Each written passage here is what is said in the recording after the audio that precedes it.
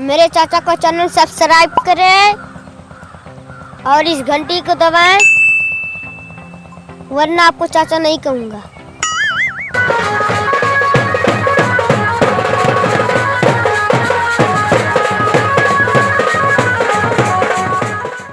आई हो दादा, फिर से लॉकडाउन लगे वाला बा, लेकिन हमार शादी कैसे होई? एक कोरोना ते कब जाबे हमार दुनिया छोड़ के? आई हो दादा। अरे हमार सखी, तू चिंता ना करा, ऊपर वाले के ऊपर विश्वास रखा, तो हर शादी जरूर होई हो। अरे सखी, हमार शादी तो होई, लेकिन उतना धूमधाम से नहीं होई। ना डीजे बाजी, ना ऑर्केस्ट्रा बाजी, और ना ही अंग्रेजी बाजा बाजी। अरे हमार माई हो।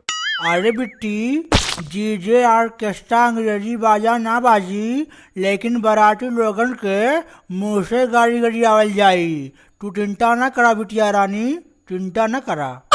हे काजल भौजी, खेसारी भैया नाई बाटा का हो? काहे देवर जी, कोनो बात बा का? अरे भौजी, हमरे ना पवन भैया के आज शादी बा, अहिला ना शादी के न्योता और खेसारी भैया के ना भेज दियो, बाराते चले के बा, जानलू? अच्छा ठीक बा, चल हट। हे हमार रानी, हम जात ही ना पवन भैया के शादी में, और तू ना घर देखियो, जानलू? अरे हमार राजा, बराते तो जात बाड़ा, लेकिन यह समय कोरोना से ज्यादा हमें बंगलिनिया से डर लागत बा। कुछ जादू टोना ना कह दे। अरे हमार दिल के करेजा, तू चिंता ना करा, हमें कुछ ना हुई हो। अब हम जात ही ना बराती में रसगुल्ला खाए, हमार रानी। कहाँ हो हमार निरहु सैया जी? इतना सज धज के कहाँ जात बाड़ा? अरे हमार करेजा, तुम्हें नहीं पता बा का?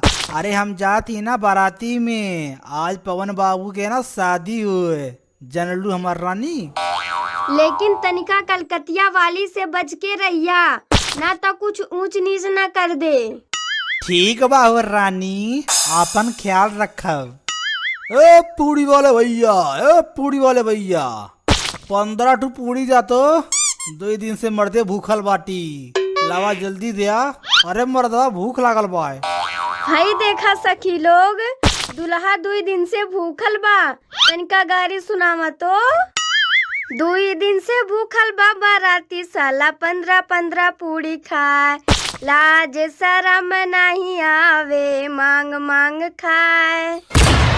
अरे मैडम लोग, इतना बेकार बेकार गाड़ी हमें ना गरियावा, न तुम खानवा नहीं खाब, छोड़ के चल जाब, और तुम सदियों नहीं करब, जानलू? इतना बेकार बेकार गाड़ी गरियावा थू, मने हमारे मिर्ची लागत बा कि नहीं?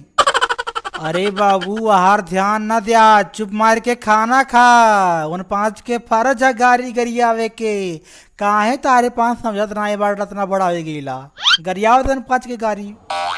भैया लोग तारे 5 छुपा जा, रुका 5 के मेहरारू लोग के हम बतावा थी। बंगलिनिया रे बंगलिनिया, ताके कर दुश्मन हवे के तो रहित रे, बंगलिनिया रे बंगलिनिया। काहे हो बराती साले, तुहे नहीं पता बा का कि बंगलिनिया कोरोना के मौसी बिया?